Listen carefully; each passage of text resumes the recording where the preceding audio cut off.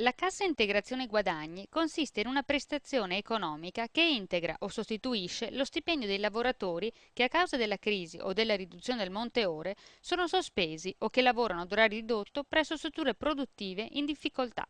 La cassa integrazione guadagni può essere ordinaria o straordinaria. È ordinaria quando la crisi dell'azienda dipende da eventi temporanei, è invece straordinaria quando l'azienda deve fronteggiare processi di ristrutturazione, riorganizzazione e riconversione.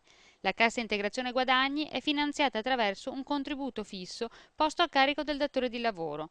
Per finanziare l'intervento straordinario è previsto anche, invece, l'intervento dello Stato.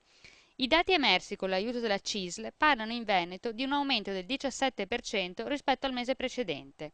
È un dato che si pone in evidente controtendenza rispetto ai dati nazionali. Se prendiamo in esame i numeri degli ultimi 5 mesi, diverge la forbice tra cassa integrazione ordinaria e un progressivo e significativo calo della cassa integrazione straordinaria. La cassa integrazione guadagni in deroga riguarda soprattutto l'artigianato, a cui segue il settore metalmeccanico, l'industria e il commercio. I dati cambiano ancora quando si parla delle singole province. A Belluno, per esempio, le ore cassa integrazione autorizzate crescono rispetto a dicembre e ai mesi precedenti. Padova, Rovigo e Treviso si fanno promotori di una tendenza alla riduzione della domanda. Aumentano invece Verona e Vicenza rispetto al mese precedente. La cassa integrazione guadagni è considerata oggettivamente non evitabile.